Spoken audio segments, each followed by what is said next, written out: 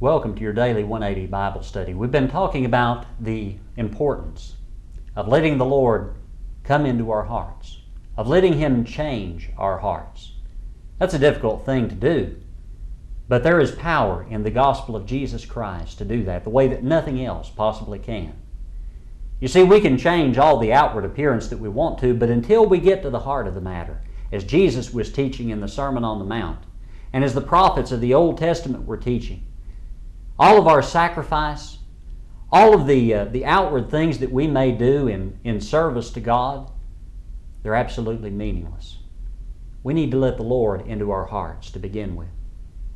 In Acts chapter 16, we read about Paul and Silas and Timothy as they were on Paul's second missionary journey. Paul had gone and he had hoped to preach in a number of different places. God said, "You're not to go there. There's a place I want you to go." And he calls him in Acts chapter 16 to go over into Macedonia. And you can only imagine what Paul must have been anticipating. There must be fields white to harvest here. I just can't wait to get in there and get started. And in Acts chapter 16, when they come into the city of Philippi, they come across a band of women down by the river praying on the Sabbath day. I don't know about what Paul was feeling, but I might have felt a sense of disappointment. This is all there is. This is what we came here for. But notice what God does here. In verse number 14, he says, "Now a certain woman named Lydia heard us. She was a seller of purple from the city of Thyatira who worshipped God. And the Lord opened her heart to heed the things spoken by Paul. She and her household were baptized.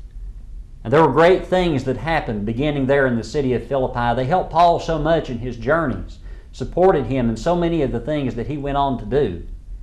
It was a great church that began there that day.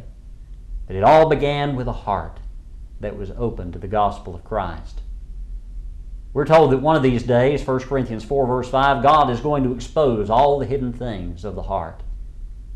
Why not let Him open our hearts today, the way He did for Lydia, and change our hearts while there is still time for that to happen? Maybe you've let the Lord into your heart, but since then you have turned back to the world, the way the children of Israel were told in Acts 7 verse 39, turned back to Egypt in their hearts. We can do the same thing if we're not careful.